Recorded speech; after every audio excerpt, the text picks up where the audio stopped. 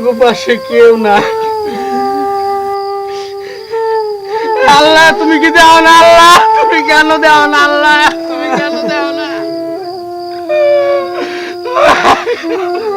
আব্বা আব্বা আমার পুলার কি রকম করে আব্বা।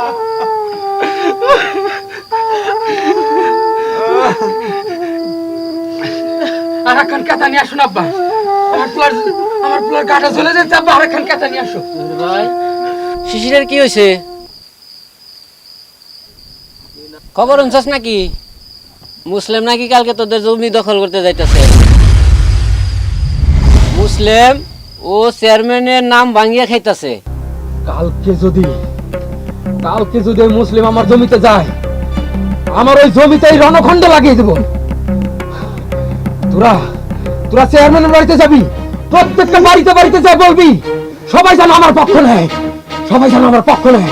চিন্তা করিস না, কালকে সময় মতো হাজির হইস। তোরা সব বাড়ি যাই কবি এই জহিরের সাথে কারা আমার কারা ভালোবাসে।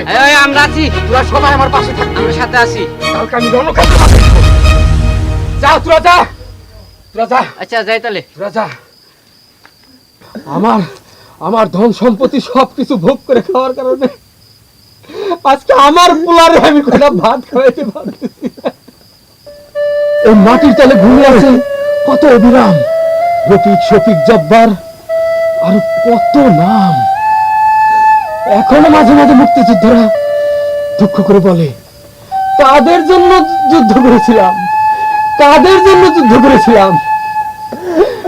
যারা এখনো দেশটাকে নিয়ে ষড়যন্ত্র করছে। মমতায় আমার অঙ্গে মাখা যে মাটির চির, মমতায় আমার অঙ্গে মাখা, যার নদী জল ফুলে ফলে মোর স্বপ্ন আঁকা, যে মাটির চির, মমতায় আমার অঙ্গে মাখা, যে দেশের নীল অম্বরে মন মেলছে পাখা, সারাটি জনম সে মাটির দেশদারি কিছু সর্বদলীয় লোক, এদেরকে দেখে মনে হয় এরা ঘরের ভিতরে ব্যাংক খুলবে। এত কিছু থাকতে আজকে আমার পোলা করে ভাত খেতে পারতেছে না। হ্যাঁ আব্বা, আম্মা, আল্লাহ তোমরা সবাই আমার ছেলে দেখে রেখো। আমি ওগুলোকে সবার বাড়িতে যাবো। তুমি আমার পোলা দেখো।